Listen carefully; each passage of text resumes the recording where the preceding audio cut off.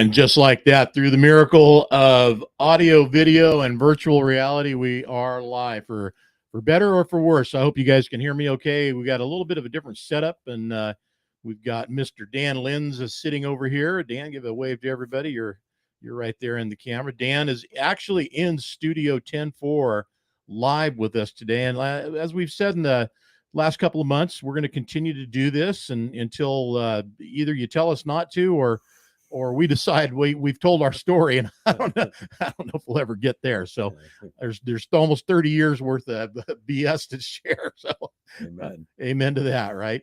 I already got folks jumping in, and anything you guys see that's kind of out of whack or whatever, just let us know. We'd appreciate that, because this is a brand new setup here today to get everything to you guys. So also, we're streaming to more destinations than we ever have.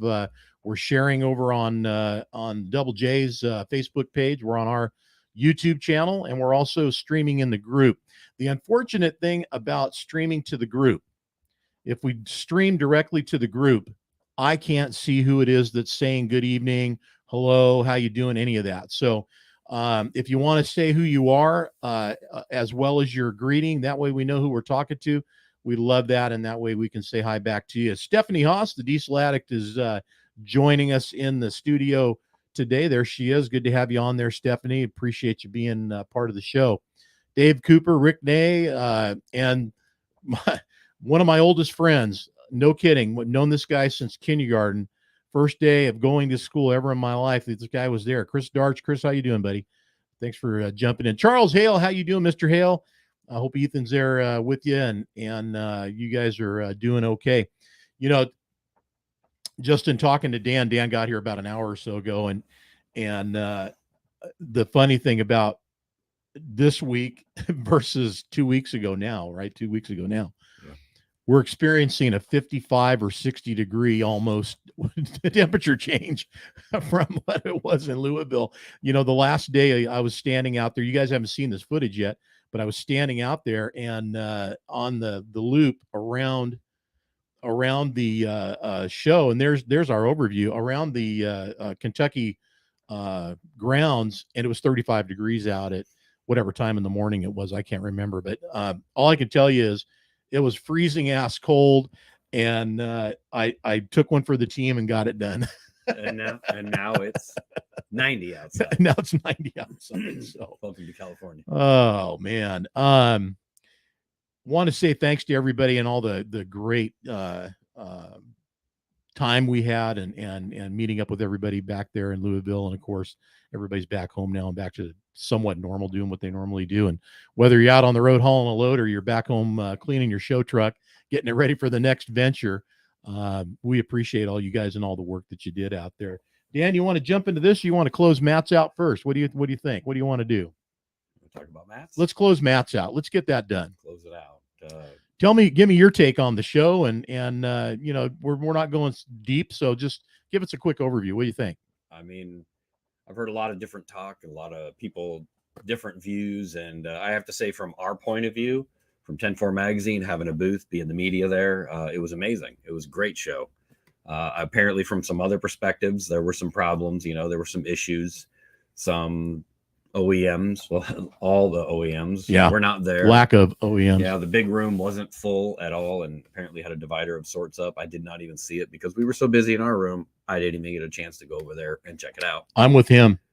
I mean, I saw it on a floor plan posted by our booth, and I was pretty shocked to see how much of the South Hall, which is the biggest hall, which has all the OEMs in it, is normally 2/3 to 3/4 or more full, and it was only about a third. Yeah. But I have to say, you know, all those people that normally would have been hanging out with all those guys obviously came into our building because we were slammed. And it was awesome that we were in the North Hall, and the West Hall was, you know, I didn't make it over there either. First time I've ever been to Madison, not made it to that hall at all. To which one? The North Hall or West? The West? Oh, the West Hall, right? Yeah, the West. You can watch the live stream we did on Saturday. We started over there with Bruce Mallinson and the Pittsburgh Power so people. Like I was there. Yeah, you know, always with. You're always with. But let me tell you, it was crazy over there. It was. I mean, we had a we brought certain things, certain swag and shirts and whatnot to go through, and we sold every single one. In fact, we only had 12 shirts left on Saturday morning, and those obviously didn't last very long. And I mean, we left 300 at home thinking we wouldn't need to bring them. And I mean, I'm not lying. We could have probably made a pretty good dent in those as well if we 10-4, the brand you want to be caught in. I guess so. So, whatever's working, it's working. So, I think it is. Our booth was really busy. Lots of great activity.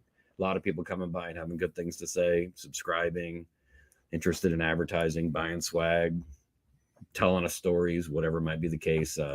Drinking our beverages. Sometimes. So, hey, that's what we do. And, but it was really good. I mean, obviously we're outside at the show trucks a lot, like you were doing your remotes. And I mean, there was twice as many trucks as usual out there. Granted, that's because they had more room without the stadium there. Now they got this whole parking lot. So they used to be limited. Now they got whatever they wanted. So there was over 200, I think, out there. And it was a really good, like you've talked about, what an amazing collection of nice looking rides. So, from what I saw at the trucks and what I saw in our booth, I mean, and the activity in our building was fantastic. I mean, our building was jam packed with vendors, with people. Again, I don't know what was going on in some of the other buildings, but ours was awesome. If someone said, how was the Matt's, I'd say it was one for the record books. Yeah, I'd have to agree. It was great. I'd have to agree, and Friday when it opened, I mean, Thursday was different because we have that time from 9 to 1 o'clock. It's kind of the VIP thing, and then it opens up to the public. But when it opened up Friday at 9 a.m., oh boy, it was like somebody just opened the floodgates, right? But the honest truth was, even Thursday during the VIP time, it was twice as busy as normal. Yeah. And then the rest of the day was way busier. Thursday's usually a slow day. It was not. And Friday was just slammed from front to back. And surprisingly, Saturday kind of slowed down a little bit more, which is typically the busiest day. So I'm not sure exactly the dynamics of how all that happened, but we were running out of stuff anyway. So people were ready to go to the show and maybe they were do their ready, thing. They all came early. They weren't going to wait till Saturday. They're like, let's go Thursday, let's go Friday. The sky might fall on Saturday. Let's get there Friday. What I noticed was, usually we've got, and I don't mean this in a bad way, but you got the bag people that they just grab everything from anyone that they can and throw it in their bag. They really don't care what it is. Just they're going to get something, right? It seemed like we had less of those, and we had more people that were really directed to finding something, seeing somebody they wanted to see. It was very focused. Yeah, I would actually absolutely agree with that. I hadn't really thought about it. We call that stroller day. Yeah, right. Saturday, stroller. Yep. Stroller day. Yep. And not typically a day to accomplish anything or get any business done, because there's just too many people asking too many questions, and which is great. It's fine. It's good. But that's what we're there for. Right. That's what we're there for. Yep. But you're right. Maybe there was a lack of them, and they would have been the ones that filled up Saturday, but there were more people Thursday and Friday, more than made up for anything that wasn't there Saturday. So again, from our point of view, it was a great show. I could see there were some issues. They were going through some changes too. They haven't had a show in 2 years. They skipped 2. They had new people running the outside show. JC Alton Company. Absolutely. Yep. Yeah. And when I want to talk about that for just a minute too, just say, for whatever thoughts you had about it, not you personally, but all of us, we all have individual, feelings about what went on in the show. And we read a lot about, people and their feelings. Some got hurt, some felt great. That's a truck show. That's how it goes. I think after everybody had a chance to cool off, I read some more kind of, rebuttals to people's feelings that they left out there for us to all see and read about. And it seems everybody came to the same conclusion, and that's that the JC and his group did a great job. And to have, first of all, I've been a show truck judge. I wouldn't want anything to do with judging that show. You couldn't pay me enough and get me near it to do it. So you guys are awesome to stick your necks out there, man. Let me tell you, because most of us all know each other, as well as these guys that are judging the trucks. They know a lot of these guys. It's just not that easy, and the level of competition. So congrats, JC. Again, you guys, I think you did a great job. I heard a lot of great stuff.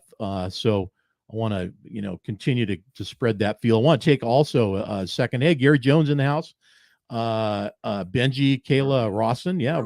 You're way right there at that camera right in front of you, bud. That's the one. Oh, are we split? Yeah. Are we both in here? Yeah, we're both in there. Yeah. Miss Shannon Early Linns in the studio, giving us a big kiss there on the emoji side of things and saying hi, guys. That must be for you. Oh, come on. Yeah, never. She don't do that to me. Smooth as silk. I don't know who that is, Gary. Cold and wet, but always a good time. Yeah, just positive. A lot of good positive comments. Also, the fact that there was two shows. There was a show within the show, and I mean, we could touch on that too. But I want to close the PKY thing out. Takeaways. I mean, where does it go from here? It was like, the bar was raised beyond. It was out of frame at this point. Right. I mean, probably just get the inside back dialed in. Yeah. Figure out, whatever's going on in there, and I don't know, and I don't want to know, to be honest. Yeah. Get the show back up to all the vendor snuff, and yep. So that the outside matches the inside. Right. Honestly. I mean, it was always kind of the inside was better. It was bigger and more than the outside. Now they kind of flipped, and the outside kind of stole the show on this one. It did, and that's okay. I mean, it did. Boy, did it too. So yeah, and they got they've got room for another 100 outside. So they do. So you guys think about that. Anybody that's even questioning to do this, there's room. So show up and listen. Don't think you're not doing enough to get in, because everybody's got to start somewhere. And the best way to start is to put it out there, get it done, start meeting people, making friends.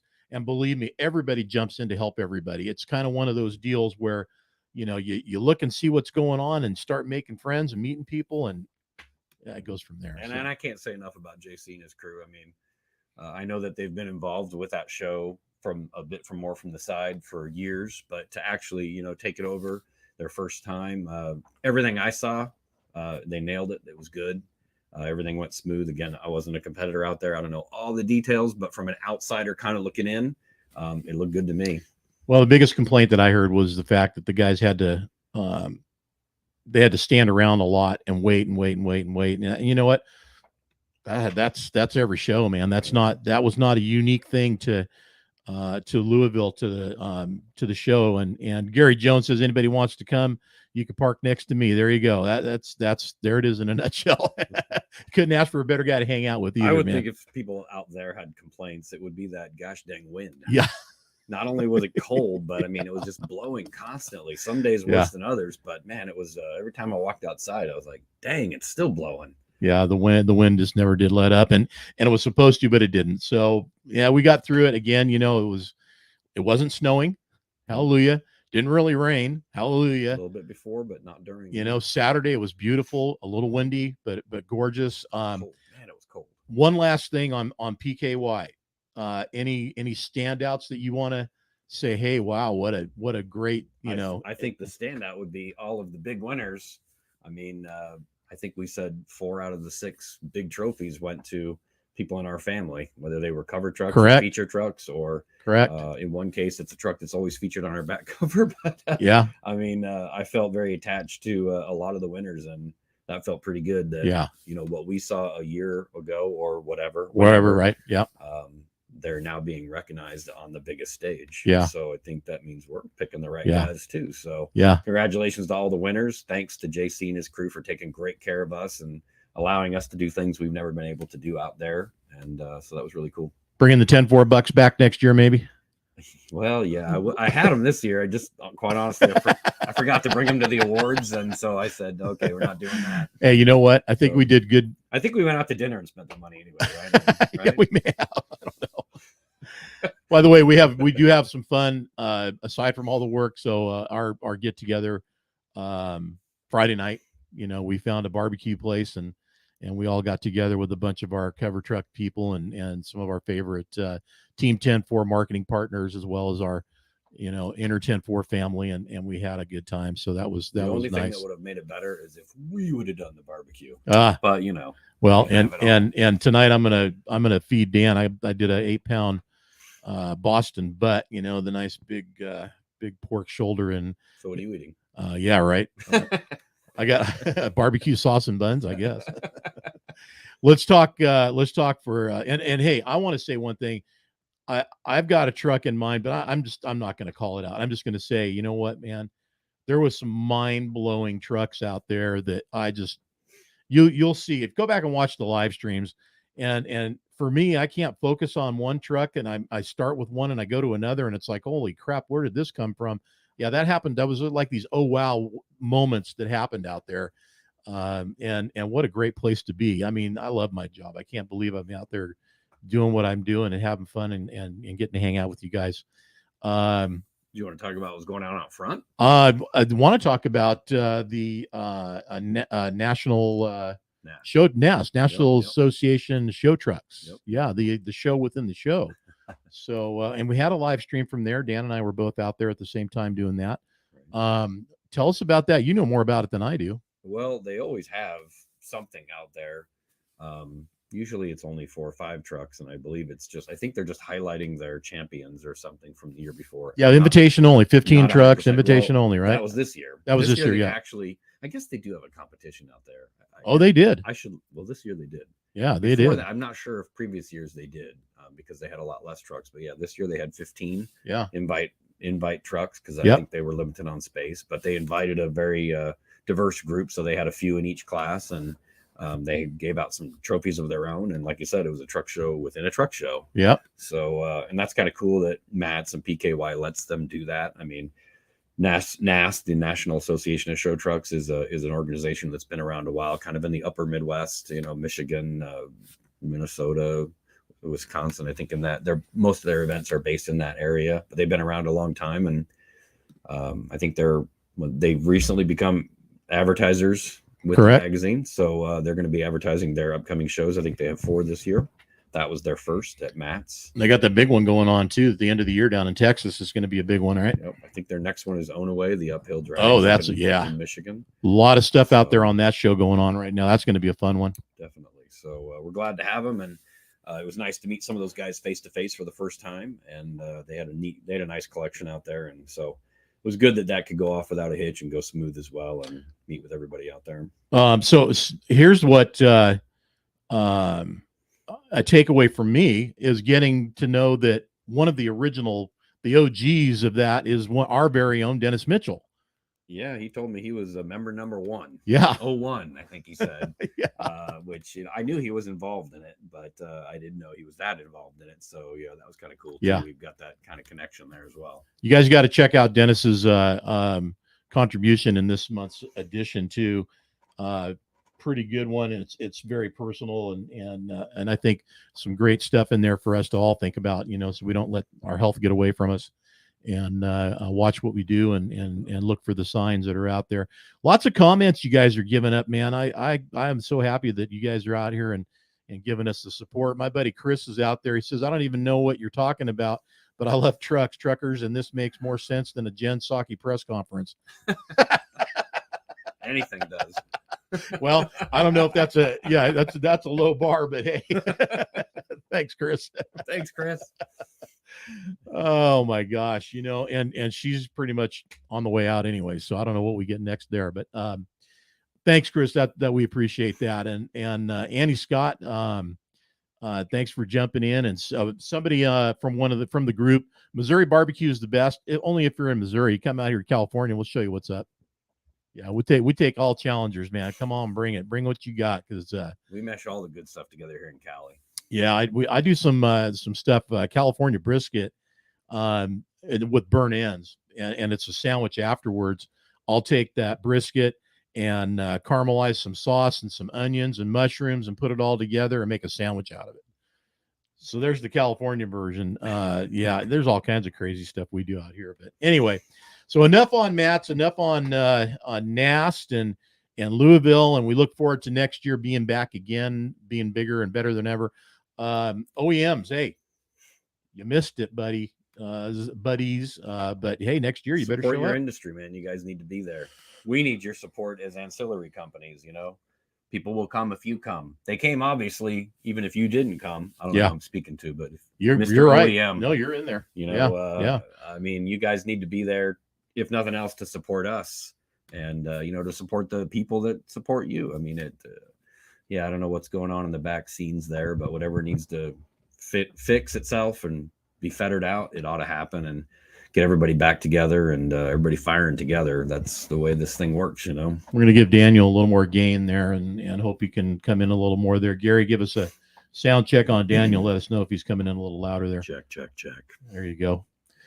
We were also able to get a photo shoot done there, which is not something we always do at Matt's, because like we talked about, I think the last time we were together, that it's kind of a hectic deal and everyone's kind of clamoring, and there wasn't so much of that this year, to be honest. I don't know if the media is thinning out or if we're going through another culling process or what, but it didn't seem like there was a lot of people clamoring for things like maybe in the past. So but yeah, we were able to hook up with someone we've been wanting to hook up with for a while. A few people maybe saw us out there in the parking lot on Sunday, and hopefully they'll keep themselves quiet for just a little while, because the surprise is always the fun of it. So yeah, keep it under wraps. We don't want to spoil everybody's excitement and thunder, because any of you out there that have been on the cover, what the first thing we try to tell everybody is keep it to yourself. Keep it to yourself until we're ready to let her go. So, and we got that sucker done in about 3 hours. I have to say that was about record time. So we got to enjoy the rest of the day, relax, catch our breath before heading home the next day, and that was really good. So yeah, I agree. Aside from standing out there in 35-degree weather filming the convoy, it was okay. It warmed up after that. You know what? After that, man, it was all good. Sun came out. I found some cold beers and enjoyed myself bouncing around, seeing what was going on that last day. Everybody wrapping it up, getting their trucks on their low boys and low beds and getting them out of there and getting them back home. So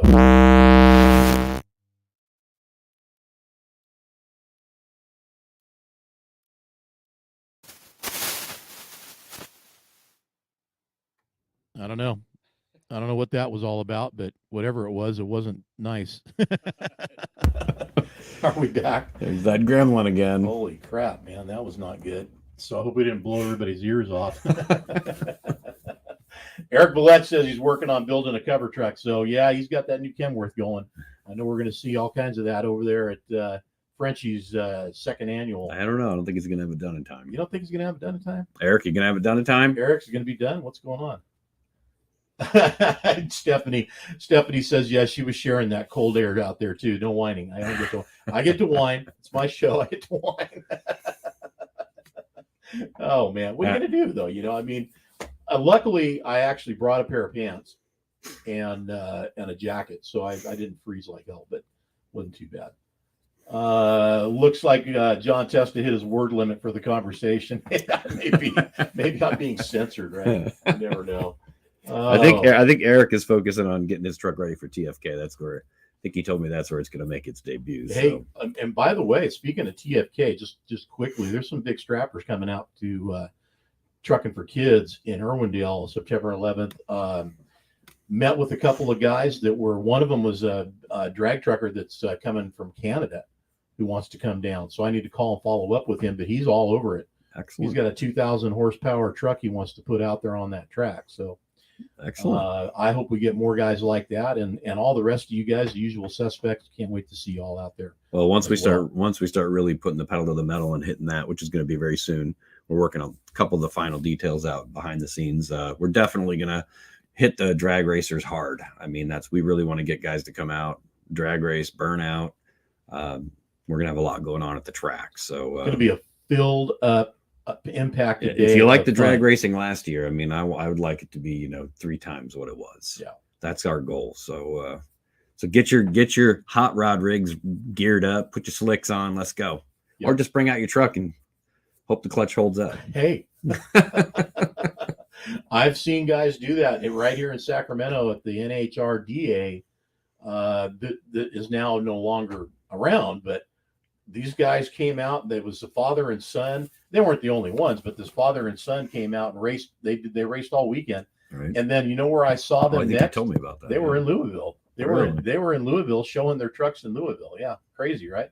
Wow. But same trucks they were running here down the drag strip. And let me tell you, these were their everyday trucks. These, right. Yeah. So hey, you can do whatever you want. You run whatever you just, run what you brought. We'll be looking for a wide, work trucks, race trucks, custom, whatever. Everybody.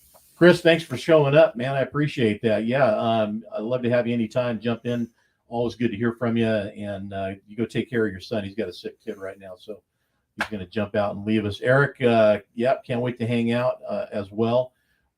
Frenchie's going to be off the hook. Gary Jones, absolutely. You know, there's a lot of you guys chiming in today, man. This is awesome. So where do we go from here? I think we've got some trucks we were going to look at and different features that we've done over the years, or you've done over the years. I was just a viewer at this point because we're going back to 2004 is the first one up. So that was actually the year I was in the magazine. So I shared some space with this gentleman. Was it 4 or 3?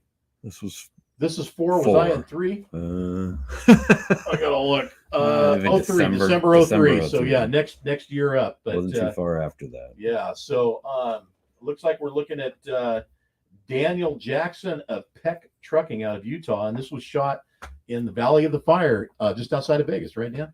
Absolutely. So yeah, so we kind of mentioned how we did the photo shoot at Matt's, and you know, it took all of about 3 hours, and as we've mentioned in previous shows, you know, they could take anywhere from 3 hours to 3 days.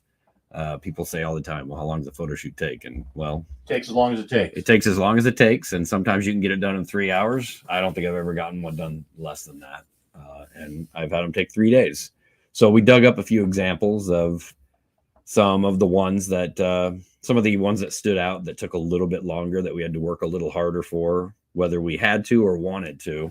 And so a couple of these things that we got, we came up with our March 2004 cover. So that was Daniel Jackson from Peck Trucking out of Utah. And he had a black W9 with real fire on it. I don't know if you guys remember, but I remember. Eric could not say enough good things about the paint job on this truck. That's what I remember. It was cool. I mean, you know, you just didn't. It was very iconic at its time. There was a couple trucks around then came out with a scheme like this, but we really liked this one. It, you know, instead of the traditional flames, it has real fire. And shot in the Valley of the Fire. Right. And I think this, you know, looking back here, I'm going to point it out. The contrast. Are we live here? Are we live here? Oh yeah. Okay. Yeah. You guys just captured everything in the back, and that was what Eric kept going on and on. I can't get it out of my head how much he had to say about this shoot. Definitely. Well, okay, so you know, yeah, we drove out to Vegas, which is, you know, from Southern California, it's a 5 or 6 hour drive. Drove out the day before, and it was supposed to rain, and we thought, well, we'll just see if we can do it anyway. We'll figure it out. And sure enough, yeah, the storm came in the next day. We got a really late start. It was raining. We ended up driving out to Valley of Fire. And, you know, you got to realize, you know, you're not really supposed to do photo shoots out there. So we kind of, you know, not only were we dodging raindrops, but we were dodging rangers as well. We're going in there and just, yeah, we're just kind of going through the park. But I can't, that thing, I mean, we must have wiped it off, I don't know, 6 times that day, because we would get it set, wipe it off, and it would rain. And we'd have to wipe it off, and it would rain. And we did this all day. I mean, but that's why you can see some of the pictures. Yeah, look at that young looking who's guy. Who's this guy, right? Here's that kid, man. Right? Look at that. No gray or nothing. That's me with Daniel Jackson, you know? Yeah. And those were the style of the hats of the day right there, man. I think everybody had them flame hats. Yep. I know I did. Yep. So let's see. Okay, well, now we're jumping ahead here. Am I jumping ahead? You're jumping ahead to that. So this is how we ended the day. I mean, it was going back, you could see in some of those pictures that he had up, some of them there wasn't sun, some of them there was sun. The sun was constantly. Let me bring those back, because I do want to see those, and I've got them here. So let me get back over here to those. Which ones do you want to bring up? Oh, probably the first couple. So let's go back to this one. Maybe number 2 and 3. Okay. So yeah, so there obviously, I believe that was the centerfold shot. I think there was no sun there, but man, the color on that was just, you know, we zoomed it in so you wouldn't see any sky or anything, and it was that's one of my favorite shots. That's a great shot. And then I think the next one is, you know, the sun had came out a little bit later in the day, and so, you know, yeah, so there actually, yeah, there's the sun is glowing on the mountain. In fact, this one's kind of a special one that you got up now, because you see over that right stack, you see there at the top, there's a hawk up there. Oh, there is. No kidding. We actually shot that one specifically. Right, we had this hawk watching us for a while, so that was kind of cool. And so we thought, well, we'll just let him be in there, and if people see it or not. But I've never seen that. That's right. See, little known. So 10-4 trivia. 10-4 trivia. The Hawks watching on. So, yes, sir. Yeah, so we busted our butt all day, and and we're like a shot like that. I mean, we're like backed off where you're supposed to put things like cars. Like we're like 40 feet back into the rocks off the pavement. So it was kind of one of those things where, you back the truck up, you bang off a few pictures, you get the truck out of there. And then tour buses were pulling up full of tourists. And as soon as one of those happens, we just basically stop taking pictures because they would just swarm the truck and take pictures of it and want to talk to him and ask him questions. And not that most of them spoke English, but it was kind of a different time back then because I was running between LA and Vegas. We had some loads that we used to haul out of there. Right. And we'd get stuck between LA and Vegas out there on the 15 in traffic, literally just dead stop. Yep. And whether I was going to reload or I was going to the show or whatever was happening, this was back when there was a show in Vegas. Right. Sure missed that show. Wish we had that one back. Yeah, we need that one back. So somebody again step up and get Vegas going again. Okay. Not us though. No, we're Irwindale, man. We got there. We're chucking for kids. That's what we're doing. So, but it was showtime out on the road, and those tourists you're talking about, there was a lot of Asian, European tourists in buses, vans, whatever, and they just pull up next to me and start taking pictures. Yeah, they love it. They love these. I've heard so many stories about people with nice trucks and almost seeing crashes and stuff because people are hanging out their window and they're not paying attention and traffic stops. And Eric Villette's out on 15 right now. Right. So he can relate. Watch those tour buses, bud. Shannon says, "Oh my gosh, look at that baby face." Are you on delay? I'm just reading her comment now. So, yeah, she got that in there. No kidding, Shannon. That was a kid. I don't know, man. So here's the funny. So to close that day out. So I mean, we had a great day. It was a struggle, but we just looked at it as a challenge, and we just didn't stop. I mean, anytime we're on location, I mean, we just have the attitude, like you said. How long does it take? As long as it takes. So we were determined to get it done, and we got it done. Worked our butt off all day, and so when you leave Valley Fire State Park, which is about half an hour north of Vegas, way out in the middle of nowhere, it's a beautiful place. If you've never been there, it's worth going. It's really cool. I mean, you can see in these pictures, it's awesome. So, so we ended. So that there's a Indian reservation fireworks stand right at Highway 15 where you get off for Valley Fire. So when we were done with this shoot, it was about dusk because it was a full day. So we go to this thing, and so Eric decides he wants to buy this firecracker bomb, which we didn't. I mean, look at it. So that's Daniel holding it, right? So that's a real firecracker bomb. That's a real firecracker bomb. So it literally, you can't see it, but see that green thing? That's like a rope sticking out of it, like that's a fuse, right? Well, so we thought. So we're like, okay, we're gonna light this thing, and it's gonna, make a crater in the ground. So he buys this. This was like $200, and so we're gonna go out in the desert, and we're gonna light it off. We're gonna celebrate being done with this. Firecrackers and beer. What a great mix, huh? And we go out onto this dirt road off the main road, as found in Joplin, Missouri, and at our favorite store down from Four State Trucks, Black Cat or whatever. You got fireworks, explosives, liquor, and cigars, and a drive-through. Yeah, and a drive-through. Yeah, so you can buy all that from your golf cart or your car. Yeah.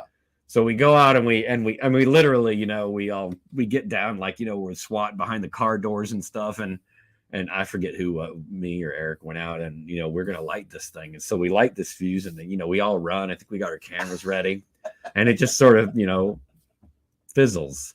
And so we go over and we're trying to figure it out. So we read the label. We had not read it. We really read the label. It's filled with 10,000 firecrackers. Oh, geez. So this was just kind of a gag. This wasn't really a fuse. So you had to open up the end or something, and then find the firecrackers were inside. So we actually took the firecrackers out. They were one string.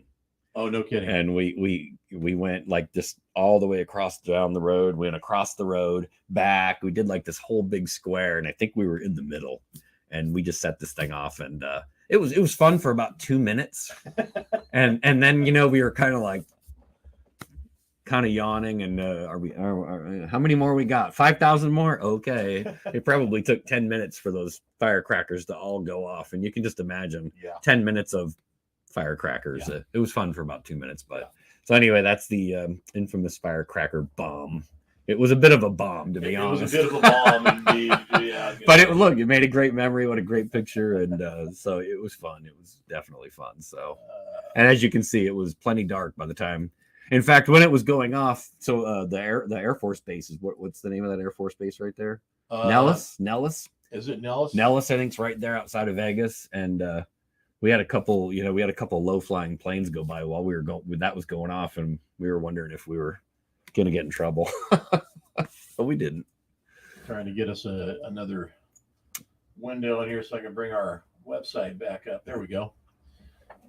That's a good view. We've got more pictures here, and let me bring those up. Let's go to this will be Ron Beer. Ronnie, how you doing, buddy?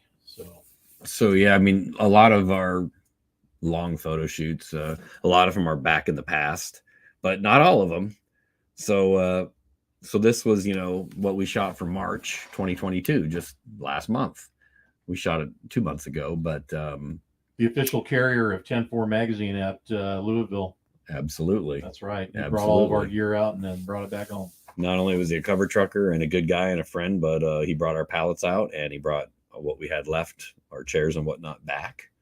We have to go get them in a couple weeks out of his warehouse. But when I set out to do Ron's shoot, we always try to pick a California truck for our Matt's edition, because the guys back in the Midwest, they like California stuff, whether it be a 2-axle hay hauler or something like that, something they don't see as often. And knowing that we wanted to pick this truck because Ron's kind of a West Coast cool kind of guy, but it's a big white truck. So how are you going to make a big white truck look, interesting? So I had this vision of, California, palm trees and the ocean. And we kind of set our sights on Rancho Palos Verdes, which is, a really fancy suburb of LA, right on the ocean. It just sounds and drips of California when you say Rancho Palos Verdes. Yes, it drips of golden money too.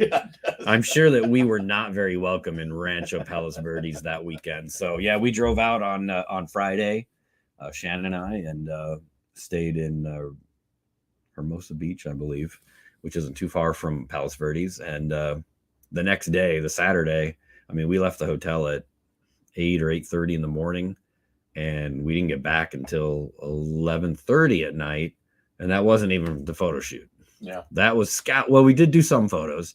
That was scouting, but I really had the vision of these palm trees and everything in my head. And you think that that's an easy thing, but it's not that easy to find a place that's clean, that's flat, that is big enough for a truck, that has the background you want, that has the lighting you want. All the right stuff. It just you really have to have the perfect scenario. And it's not easy to find in a place like Rancho Palos Verdes that is not really truck friendly. It's right up the road from the Trump golf course, just to give you some perspective, which we went to the Trump golf course too. Wow. It was pretty beautiful, but it was just down the road. But so yeah, we spent the whole day driving around, looking at places. I don't know how many hundreds of miles. I was in a rental car because my car was getting some service done, but which was good because I'm glad I didn't put all those miles on my car. I got enough, but we spun a lot of miles on that little minivan we rented, and we went from LA. Make you miss Vanna? in a way. Vanna was a time. Vanna was a stage. You earned your bones in that van, buddy. She's still sitting in my driveway. If anybody's interested in a mint 2004 Chevy Astro van with slightly used, about 280,000 miles. Hey, it's never been opened up. She just leaks a little bit. Hey man, take that thing and bring it out to one of those crazy races that they do at the local the local racetracks. The ones where they pull a trailer behind it. Oh geez. Have you ever seen one of those? Yeah. Oh god. Hey, got to take a second to say, hey, JC Alt's in the show right now. JC, thanks for joining in. You'll have to tune back in later and watch the replay to catch all the nice things we said about you and the other guys and the not so nice things they said about you.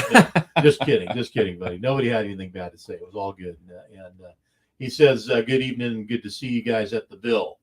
So that's that. We got to get with it, man. So it ain't Louisville, it's the Bill. Louis. That's a Bill. Back Looney. Louis or Looneyville. Well, whatever. You never know. So Hey, Jason. Hey, Jason. It was good seeing you. Yeah, absolutely. Thanks for taking great care of us. You can rewind this video. We already gave you all kinds of flowers. We gave you props, but we did, man. Props. You want the next picture in this one, Dan? Sure. Okay. So we, after we drove around all day Saturday, you know, and LA is a difficult place to find a scenic place to. Of course, there's Ron Beer right there. Take a picture. Yeah. So where we did finally find there is there's this lighthouse in Rancho Palos Verdes, which you can see the lighthouse over his shoulder there. Apparently, it's only open one day a month, and it's only like 3 hours. We were hoping to get into the lighthouse. That was our chosen destination. And thankfully, there was this big dirt parking lot next to it that happened to have these big, beautiful palm trees. So it really worked out. But I thought we'd better capture one of Ron with the lighthouse, so we all kind of knew where we were. And I mean, what a beauty! I mean, we're overlooking. This is just a cliff on the other side of this fence. You can kind of see it out there. Yep. And I mean, the ocean was just. I mean, it was. Part of the problem that weekend was it was like the first most beautiful weekend that they had. I mean, we, you know, in California, we had a really wet December and even part of January. And this was like, I think this was toward the end of January. And I mean, it was like this gorgeous 75 clear sky. And the problem was it was so gorgeous. Everybody decided, oh, let's go check out the beach. Let's go to Palos Verdes and let's go jogging. And there were people everywhere. So and it's kind of stayed that way ever since. I mean, it's just never broke again. I mean, right. We had a couple of days of winter and then that was it. Crazy. Anyway. So we, after we, you know, tooled all around and checked all these places out on Saturday morning. And in fact, and Ron was here with the truck. I mean, he met us with the truck everywhere we were going with our car. He was following us in the truck. And which wasn't necessarily the way we had it planned, but it's okay. If we found something, we were ready. And that was the day of the final day of the shoot. No, this was still pre-day. This was pre-day. Yeah. So that's something in case you guys hadn't caught that, what's going on here. Because I've been out on a couple of these where that's happened. And you have, you know, we're out doing site checks or we're out doing, you know, howdy, hello, getting together with the cover trucker, you know, whatever that might look like. And if it's late enough in the day, it looks like, well, let's get some night shots. Right. And we've done that before. And we did that here too. And go to the next shot. I think that's what we got next. It is. That's exactly what it is. So there it is. So we went all the way into Orange County. So we drove about an hour and looked at some locations in Orange County. Actually took a few pictures over there in the day. I don't think I gave you any. There might be some on the website with the Long Beach Pyramid with the blue. I think we've got that one in there too. With the blue pyramid. This is just a stunning shot. So we had decided, well, you know, how about a sunset shot up even higher than the cliff? This is, you know, this was actually at Rancho Palos Verdes City Hall. It's way up on a hill, and so we went there at dusk, and we parked on the grass. We got somebody said we shouldn't do that and that we needed to leave. And we said we just need 30 minutes. And there's some kind of law being broken there. Took about an hour, but you know, but I will say, so you can see, I mean, that's the ocean out there, right? Yes, so right. Behind the sleeper, you see that earth, that mountain out there. Yep. That is Santa Catalina Island. Oh. That is 20 miles off the coast. So that's not like, you know, coast. That's an island. It's right there in the backyard. It looked like I've never seen Catalina that clear. It was phenomenal. It was amazing. And so to catch that sunset with the palm trees and that was kind of cool. Then from there we would go an hour back. So after having dinner, we went back toward Orange County, had dinner with Ron and the friend that he had with him that was helping him. And so this is the transportation. Cover truckers got to have roadies, man. Transportation corridor. I forget what they call it, the Arctic or something, regional transportation, something or other. It's a train and bus station that they built right next to the pond, right by Anaheim Stadium. And this thing looks like, you know, a lobster tail. It looks like a alien skin.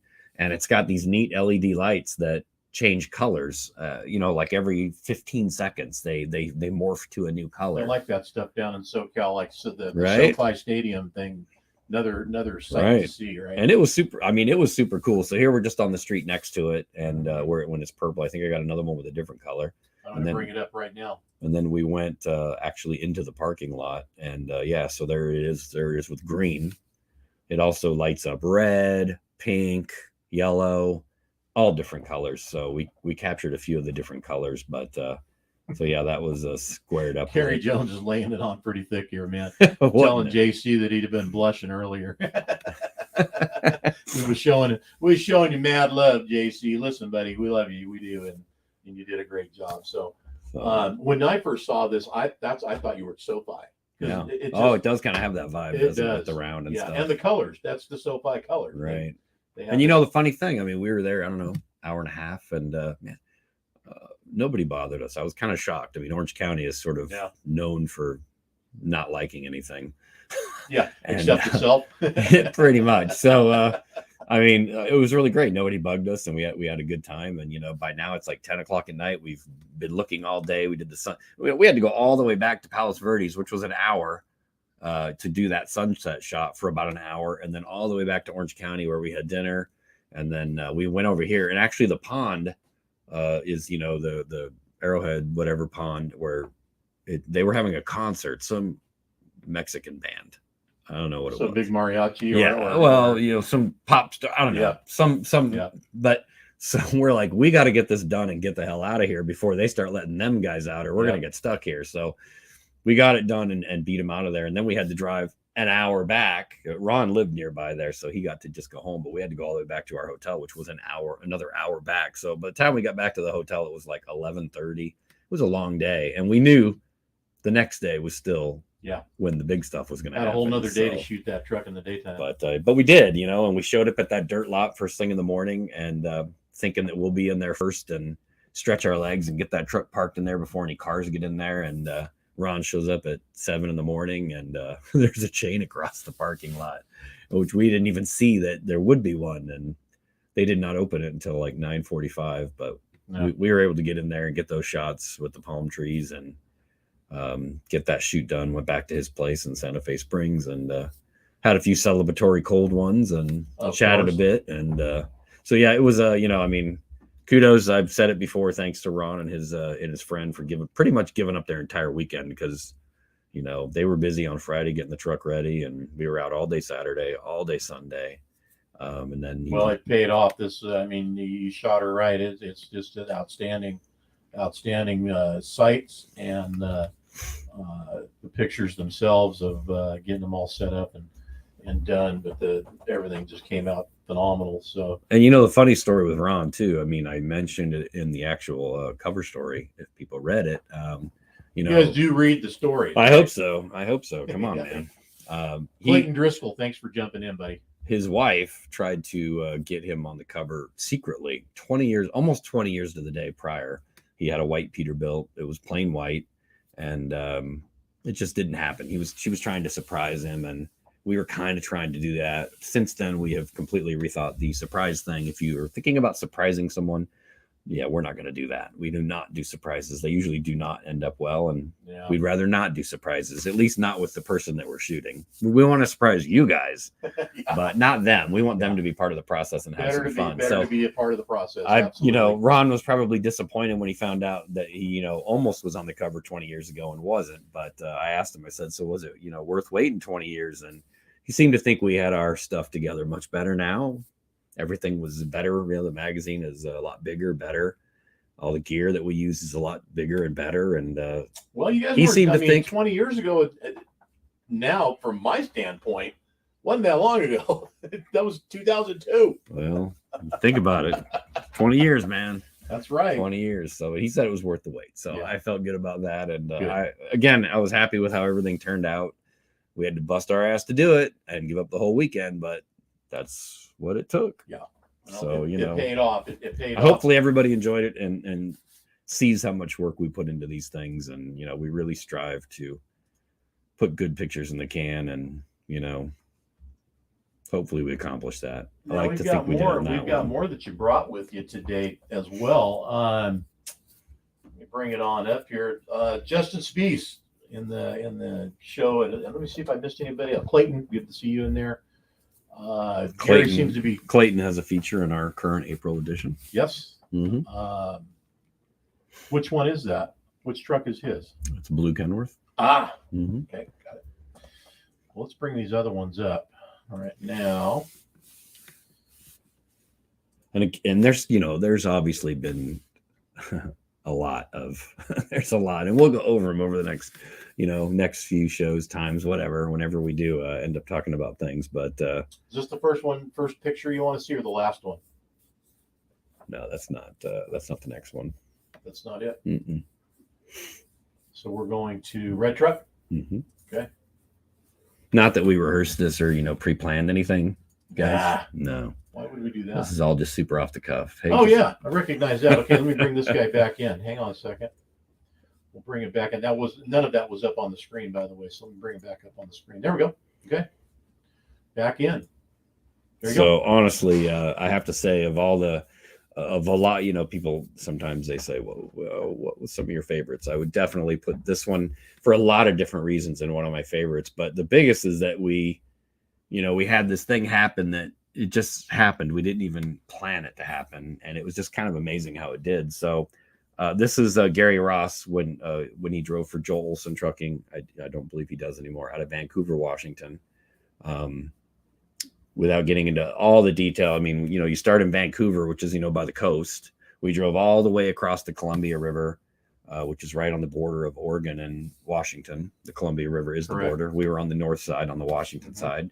And we were stopping along the way, taking pictures at different places. We finally, somewhere mid-state, took a bridge across the water back into Oregon, heading south to the Mount Hood Wilderness, which, I mean, people, if you haven't been there, it's one of the most beautiful places ever. It's one of my absolute favorite places. I love it up there. So we don't know where we're going. We're just driving in beautiful country, and we're going to find, this is going to be for a December cover. And so we're looking for, obviously some pine trees and some snow-capped mountain. And, we've got Mount Hood in our sights, and we're driving along this beautiful, twisted through the wilderness. And we just keep seeing the mountain getting bigger and bigger and the views getting better and better. And we come upon this giant paved lot. I think it was for people to come and play in the snow. But, it wasn't really, there wasn't snow on the ground. There was snow on the mountain, but there wasn't snow on the ground. So nobody was there. Then what was left was this just giant paved parking lot with no lines. It was fairly flat. And there's Mount Hood. I mean, in all its glory right there. So we pull in there, we start taking pictures, and,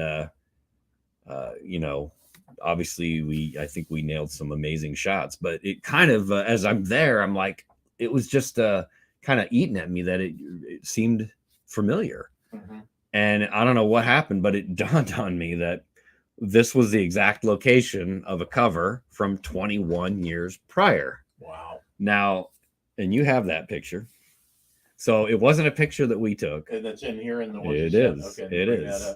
So that would have been the cover, would have been December when was it? 2000. Well, I don't even remember. And that's in this grouping of pictures? Yeah, it should be. Yeah. I'm not sure if it is. There it is. There it is. Okay, so this is a Gary Pons, who works with Valley Chrome these days, has been for a while. This was he and his wife's. I think it was an 81 359, and this is when Utility Trailer came out with their black chrome trailer to celebrate. I think it was their 80th anniversary. They've since hit 100, but so this was a publicity shot taken by the folks at Utility of Gary's truck, and Gary sent us some pictures. Now this was back in, so this is December 1995. Yes, sir. And so you saw Gary Ross's was December 2016. So I mean, it was. I like our newer look and logo better, by the way. Right? Yeah. Don't get in your truck without it. I mean, okay. But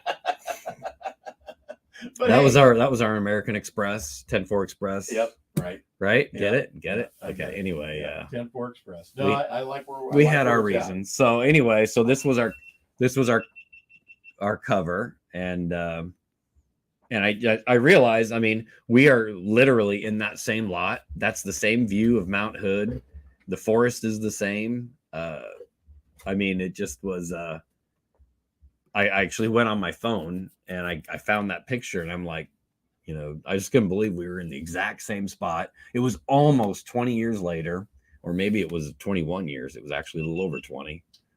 And keep going. I'm going to turn this back on. It just ran out of a little juice, so we're going to bring some more back to it. I think we're good to go. So there we go. Anyway, I thought that was kind of neat, you know. So kind of had this like aha wow moment that, you know, it was just by coincidence.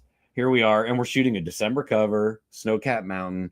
Here's that shot of Gary's and, you know, of the black chrome, which is, you know, those black chrome trailers. I think they only made 80 or 100 of them. So in case you guys are wondering, that's what I was doing. I was going to get that overview shot there. Yeah, that was so. Anyway, but happy holidays, December 1995, man. There you go. Just so that one goes way back. And so anyway, so then after we, you know, spent that whole day and we had that realization, and it really made that photo shoot even more meaningful. You know, having realized that, you know, what we were doing, I mean, we didn't do it on purpose. It was just crazy that we found this spot. And oh my God, it's an amazing spot to do pictures if anyone's in that area and wants to do pictures. I think they could still show that truck this very day. Right. That thing was cool. Yep. Way beyond its time for sure. Nice job, Gary. Yep. So anyway, after that, you know, that was, you know, well, not that, but the shots that we took, you know, the sun was already going down. The day was coming to an end. It was a long day. I think it started at 7:00 in Vancouver, and now here we're in the middle of Oregon and Mount Hood. And so from there, we thought, well, let's go get something to eat. So we went a little farther into the Mount Hood wilderness, and you get the Timberline Lodge, which is where they filmed all the exteriors for the movie The Shining. So, you know, everybody knows that Jack Nicholson goes crazy, you know, in the hotel. And so, you know, we drive up to it, and it was really cool. Yeah. So a couple shots I just took with my phone, but they had this big snow covering the entry so that when there was snow piled up, you could still walk in.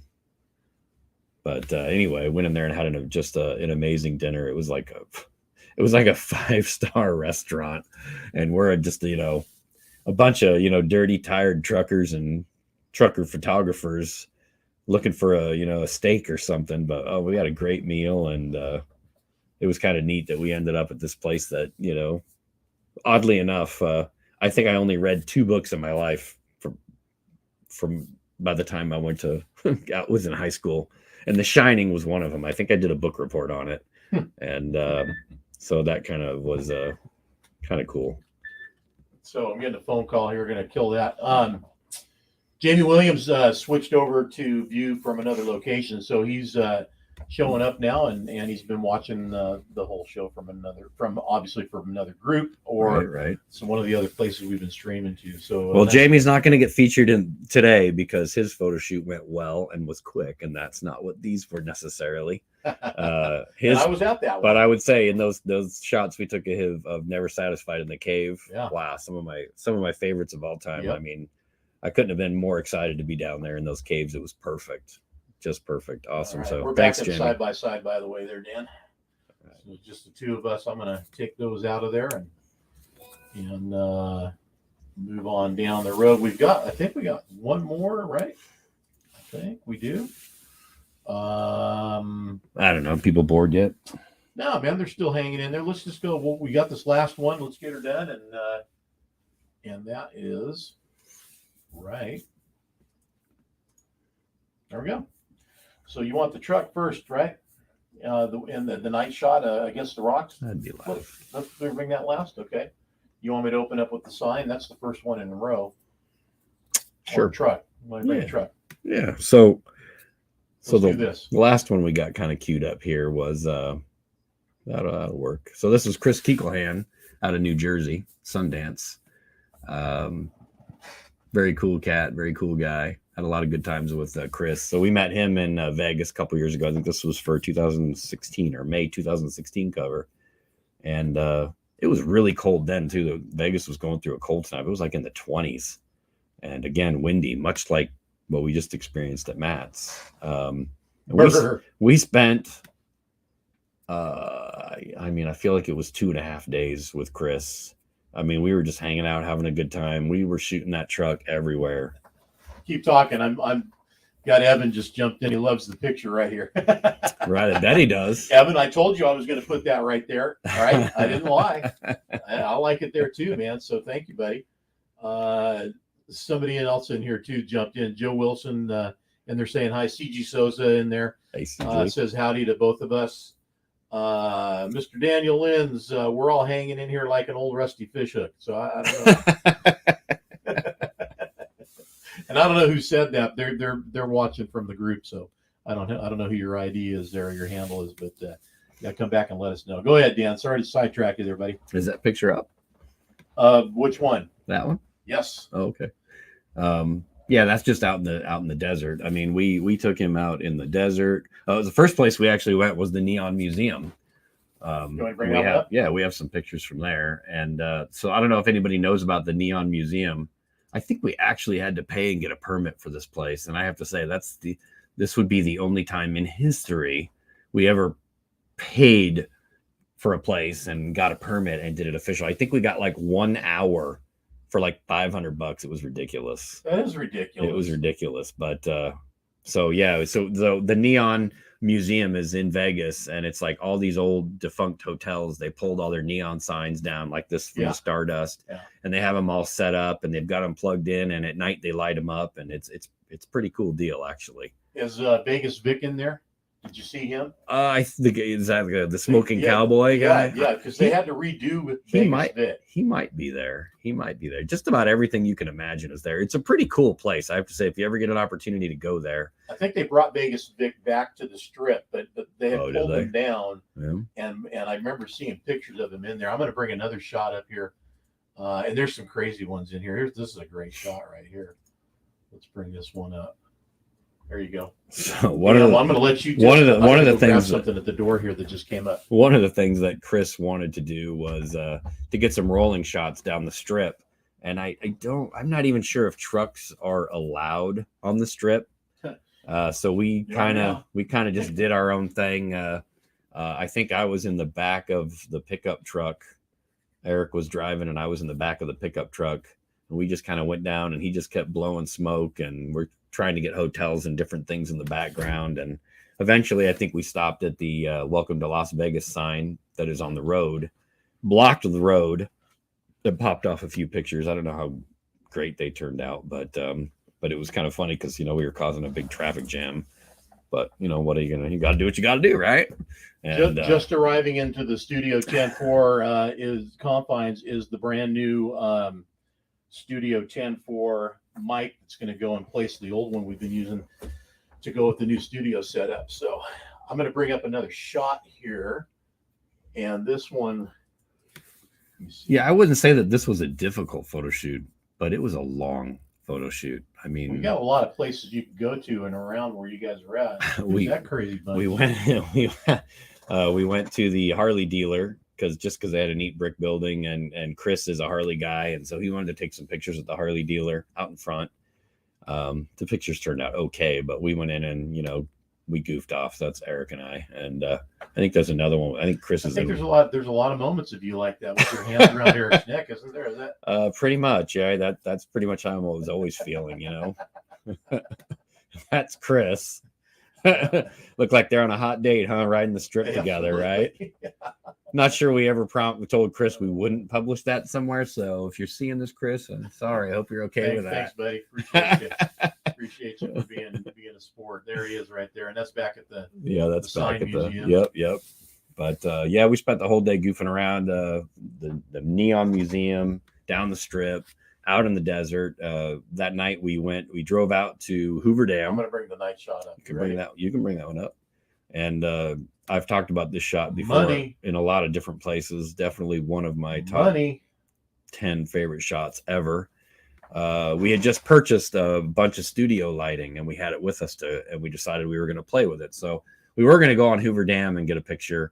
But this was, post 9/11, you don't really get to drive a truck over Hoover Dam, and you certainly can't stop and get out with a big camera and take pictures. So we promptly were met with authorities saying, enthusiastic, get the heck out of here. You may continue on. And so we ended up, there's a truck stop and a casino just like 2 miles from Hoover Dam. It sits at the top of a hill. And there's this big dirt lot that they kind of carved the mountain away to make the lot where all the trucks park across the street from this casino. I forget what it was called. And we went way in the back, and we probably spent about 2.5 hours setting this shot up. You can see there's a big light behind there pointing up to the mountain. That's all studio lighting. I mean, big professional studio lighting. And we've got some cars headlights. We had LED lights that we had placed on the ground. Giving away all the trade secrets. I mean, we've got LED lights inside on the floor. Well, that was just, you're supposed to just say it's the magic that we do. It's the magic that we do. Oh, we had another studio light on the side of the trailer. I mean, it looks like that thing's lit up from behind. I mean, it just, the trailer itself. And we really wanted to see the scene on the trailer. And so, obviously he turned all his lights on. And we had a few light panels that we actually stopped people. They just walked up to go to their truck and they're like, what's going on here? And we're like, hey, hold the light. And so we had all these strangers holding lights and whatnot around us. And I mean, we're in pitch black. Without these lights, it's pitch black. And that was like a really long thing. And this isn't the most maximum lit trucks either. I mean, pretty minimal, really, but fitting for the period of the, the A model that it is. And you get some of the trucks that we have out here showing now, hundreds of LED lights on it. It probably would have lit that whole place up like crazy. But these might have been LEDs, but definitely. They may have been, pretty understated lighting on that truck, for sure. But like I said, I think period correct and just just enough for that truck and what it was going on. I would have done a little more underneath myself, but that's me. So everyone's a critic. I know. We had a whole pickup truck full of lighting, so we utilized all of it, I think. Yeah. I'm not sure if we've ever utilized it since. It's pretty complicated stuff to use, but we were trying our chops at some professional lighting. So we had a good time with it. We had a lot of fun, and it was just Eric and I and Chris out there, and anybody we could stop to get help with. But I think you guys nailed it.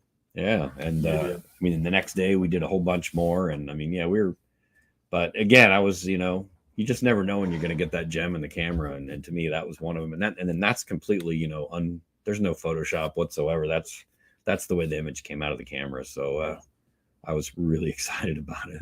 We're back to the side-by-side. We're 15 minutes over our allotted time. So somebody's got to rein us in here. I think we pretty much brought out everything you brought up with you. So that's a good thing. I'm sure you guys don't mind if we go over a little bit, but let's talk about some things moving forward here.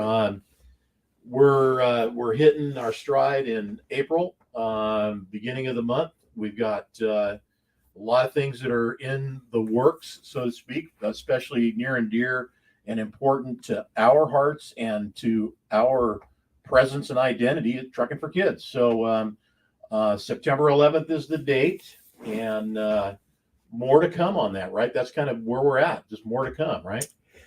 Yeah, it's been a little bit slow getting it kicked off the ground. I mean, we started our own 501(c)(3) charity, and that surprisingly, now I know, takes a few months to get going. So we did not take over Frank's Trucking for Kids charity. We decided to start our own fresh. So really excited though that we now officially have 10-4 Charities Inc. and it is now filed, and we have our all of our numbers necessary, and we're opening all of our accounts and getting ready to do business. And Trucking for Kids will operate as a DBA under 10-4 Charities Inc. We're hoping to put some other, not necessarily truck shows, but some other charity events will fall under that umbrella. A lot of the things that we already participate in that are for charity will now officially fall under that umbrella. And so we'll have a tab on our website soon that will include all of that stuff. So we're just trying to put this thing really minding all of our P's and Q's. We're putting it all together 100% legit, 100% right. And so it's taking a little bit more time, and but we're just about ready to finalize all that stuff and really put the pedal to the metal to start with the planning. In fact, we have a big meeting this weekend at my place. So we'll be talking a lot of details about 10-4 Central. Well, that's it. And there you go. Yeah. So just in what Dan said there, guys, and how much is going into getting the back end of this thing straight for 10-4. Not that it wasn't done right for 10-4 for Trucking for Kids, right. For them the way they did it, but we're doing it this way to get it done for 10-4 Magazine and 10-4 Charities. Look to those things to be in the front as well. trucks and staging and lining up and organization and things that we want to make just a little bit, you get a bunch of OCD people together, and guess what? Things are going to be symmetrically lined up, and some things are going to change a little bit, but for the better. And I think you guys are going to like it too. I mean, I'm impressed as heck as how JC and his people put together the bill. Right. I'm using it, JC. The bill. I'm not kidding. I mean, all lined up. There was I don't know, 6 rows, 8 rows. It was a fantastic park job. I love the way they were parked. And then all the outside rows were parked facing towards the middle on both sides. And everybody was visible, lined up, and accessible. Right. Excellent job. Good flow. Yep. It was good. Even enough space to get good pictures. Definitely. So, I mean, our goals with our show is it's going to be organized and it's going to be drama free. Those are the 2 things we are hanging our hat on, and obviously it'll be a good time as well. It's still, as usual, a good time for a great cause. So looking forward to doing it and getting it all out there as soon as we have all the, more of the finite details in the next few weeks, month. Okay. We'll be getting those things out there, and we'll have all that information for you here on Studio 10-4. I mean, from at some point, maybe we'll have the launch of the new website for the 10-4 magazine, and then all the access to Trucking for Kids website, or which will be a microsite on 10-4 magazine's webpage. So you'll just go to 10-4magazine.com. You'll see everything. Anything we have anything to do with, it's going to be there. So it'll be all central located to find that. And there won't be, it'll be digital, registration, pre-registration, and whatnot. So that has not been an option in the past. That's huge. You show up, you just go in, you're in. Show your papers, your credentials, you're in. Yep, it's gonna be good. Parked, get you lined up, get you set up, and ready to have fun. Let's back up a little bit now on what's going on between now and then. Our West Coast swing, so to speak. Team 10-4 is going to be out at Frenchie's. Yes, sir. All of us will be there, and can we let it out what we're thinking you might have happening there? Or? Absolutely. All right. So you know what? Daniel just brought up this fantastic idea, shared it with me on the phone. So I'm going to let you share what you got going on, man, because excited the hell out of me to have what you're talking about going on. So the Magini family holds our trailer and a few different things in their yard, and whenever that trailer goes somewhere, usually Roger and Annette bring one of their show trucks out and pull it with it. So we saw them last weekend, and we've basically confirmed that they're going to be bringing the trailer and the truck out to Frenchie's in Red Bluff. Love to see the Godfather bring that thing up. Yeah, that's exactly what it'll be. There you go. And which is a recycled cover truck. That was Boomer. That was someone else's truck that was on our cover back in the early 2000s, and the Magini family got that and gave it their yellow spin, and it's nothing short of amazing now as well.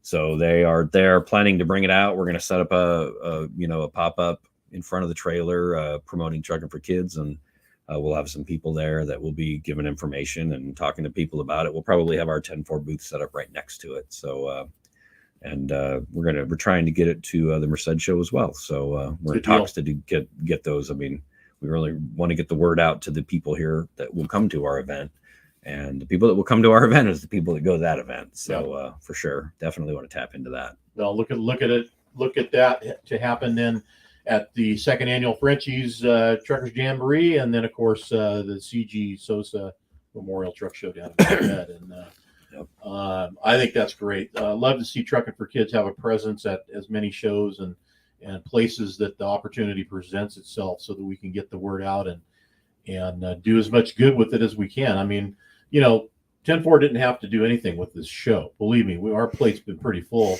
and to take this on, it's a love. It's not a have to. It's not about making money, because it's not. It's about making money for the kids and doing something to give back. And we get the opportunity to be the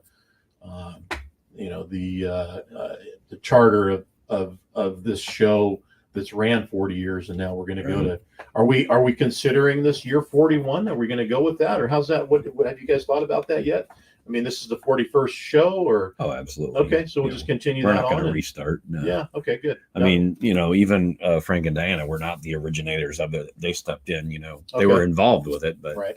I think they ran it for 30, 35 years of that 40. Right. So there's a bunch of guys down in SoCal that got together and kind of started it all. And they were involved pretty early on for sure. But so, I mean, the show has a life of its own.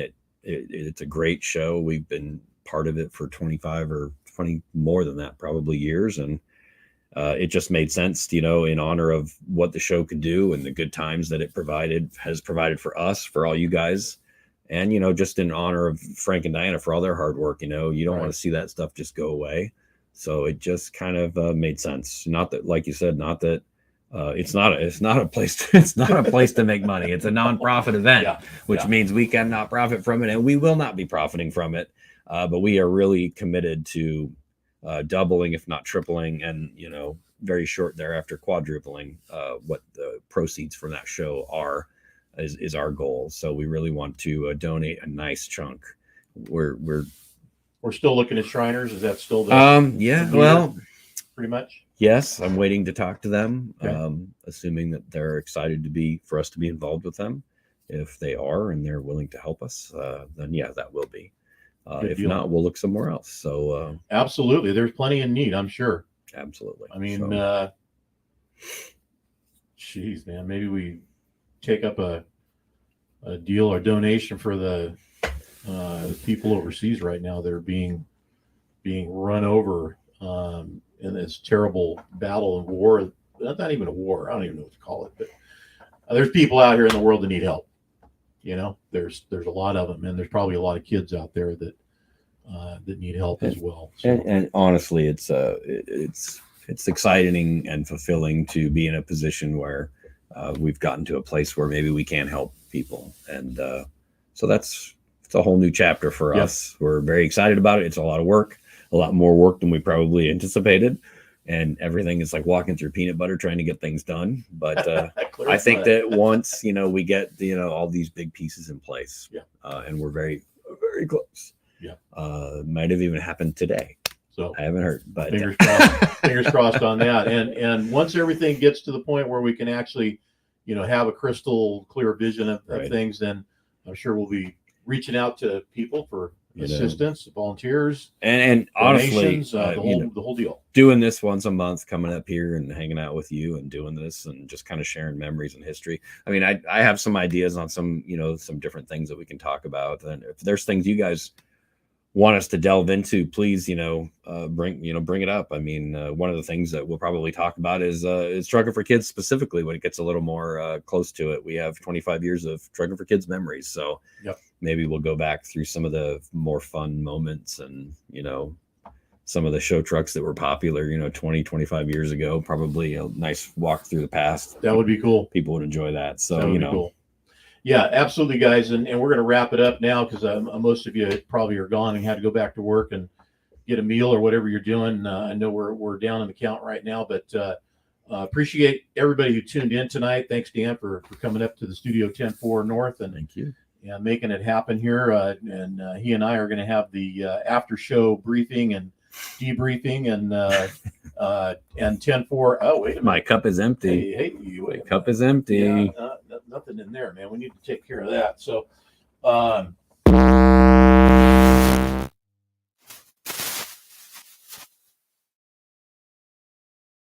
okay, whatever that is, I don't know what the deal is, but we're not going to use that mic that Dan's got over there anymore.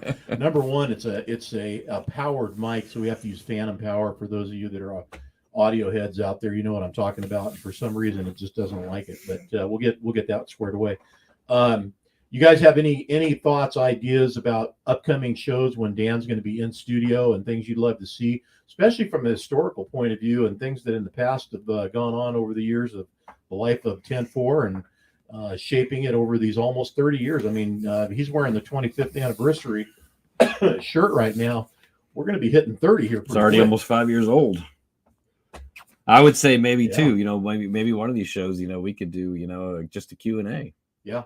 I mean, put me on the spot. See Yep. what I know. Hey, let me tell you guys, that's coming from Dan. That's exciting stuff. So seriously, we'll get ahead of that and put it out there and make sure everybody knows that's going to be the show and what we'll do. But in the meantime, everything that we've done so far this year, we're thankful for all the help we've had of everybody that jumped in and everybody that's made it possible. Looking forward, we're excited about what's going to be happening here. Of course, in the immediate future is going to be the shows here on the West Coast, stretched out through to September. Dotted along the way, any of the shows you have in question of who's going where and what, go to our website, go to 104magazine.com, click on that events tab, and there will be a drop-down list of all the shows that we know about at this time. And as we get more information, we'll update that and give you guys the best information we can possibly share with you at the time. Also want to say thanks to Jean. I think she's in there watching. I don't see her name in there, but that doesn't always happen. But Jean, we love you and thanks for tuning in as always. I'm done, man. You got anything else you want to share with everybody? I think I'm out. And I think you pretty much said it all. How many times can we say thanks? But thanks one more time. Absolutely. Guys, thanks for joining us. I know, it was probably, it was a long show. I'm sorry. This is the longest show ever. Longest one ever that we've done, an hour and a half. Well, I hope we didn't put you all to sleep. Yeah. Unless that's what you wanted. I mean, maybe you're in your truck and you're taking your 8 hour. You needed to get to sleep. You guys are in the back of your sleeper there and you're going to sleep to us, man. You need help. I didn't know we'd be a lullaby. Let's hope not. And listen, next week, I'm not sure yet, but we will be having our current cover trucker and Stephanie Haas in the studio. Eric Gibbons, current April. There you go. There's the April truck. We'll get that confirmed and nailed down, and we'll let you guys know as soon as we know.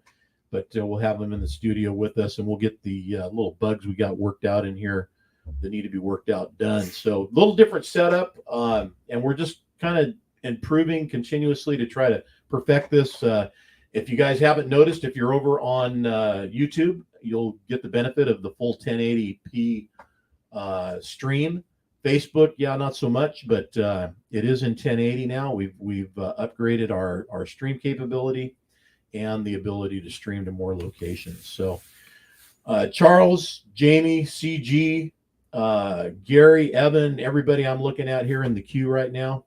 We'll see you guys next week, I hope, and of course somewhere along the way you'll be seeing somebody from Team 10-4 at a show near you.